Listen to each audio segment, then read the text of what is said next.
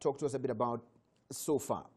What have we been seeing from your systems as far as the deactivation of the extra SIM cards is concerned? Because this directive was issued a few weeks ago, and some Rwandans have been following the procedures of deactivation. So what can you report back today as far as deactivations are concerned? Thank you. As of today, this morning, we got an update, and the general direction is that we have about 20% of people who we saw in the category who need to deactivate have already deactivated. So the process is working. Most of the questions arising from where people have issues is that they try to deregister from a different network. Yeah. That is the biggest concern we've seen. And I think to us, the process is working well. And maybe the only clarification I could give is that you have, by default, up to 3 SIM cards.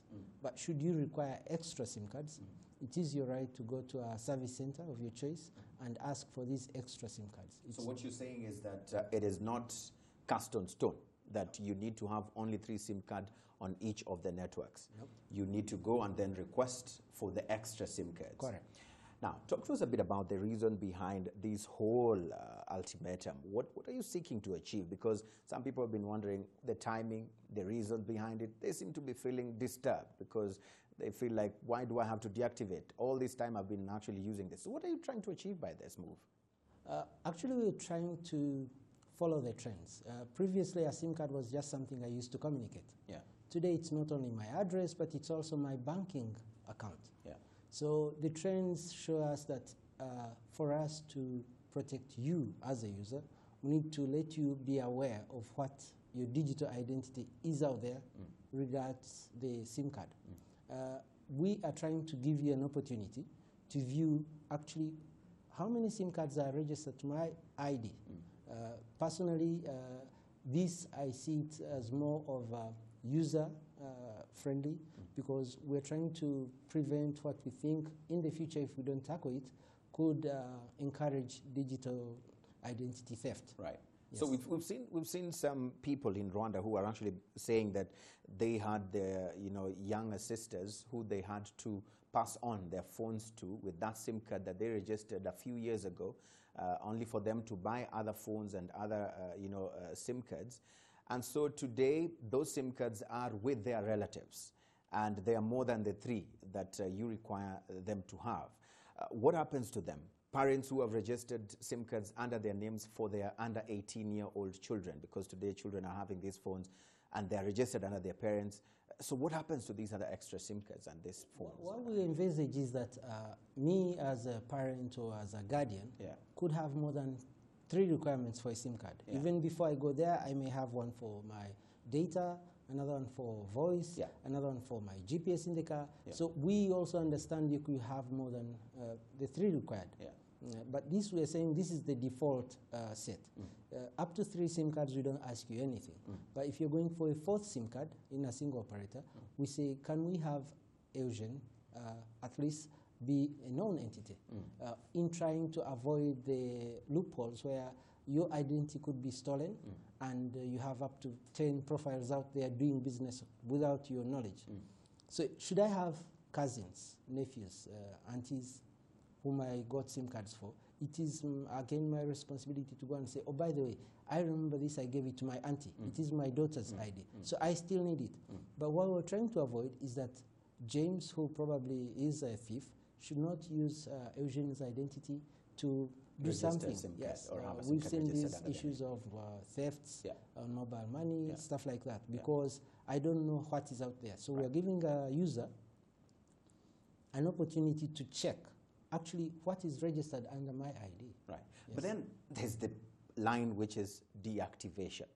Until 31st of this month, the extra SIM cards under your name will be deactivated. So let's talk a bit about that and try to make sense out of it. This deactivation, because you say that it's okay, you can still have more than the 3 SIM cards on each of these particular networks, but then what will you be deactivating on 31st? Correct. If I, as James, have up to 10 SIM cards and I choose not to go to either of the operators. And explain that these are my SIM cards. Then the operators, we've tried to be a bit lenient with them. They are the ones who know the business on this particular SIM card. He's supposed to look at the profile. Is this one a transaction SIM card? Is this one a dormant SIM card? So they're actually proactively sending out texts to these people who are supposed to be affected. If you had more than 3 SIM cards registered to your either passport or your ID, they should be telling you, by the way, you have a deadline of, let's say, 2 days coming up now. If you have more than 3, which ones do you want us to keep? Which ones should we be deactivating? The operators are supposed to be doing that. So we see it as an activity to try and limit exploitation of your digital identity. Right. So what you're trying to say in a nutshell, that this is a process aimed at pushing people to verify the SIM cards that really belong to them, and the ones that will not have been verified, even if you have more than the 3 that you're required to have, the ones that won't have been verified are the ones that will be that will go offline.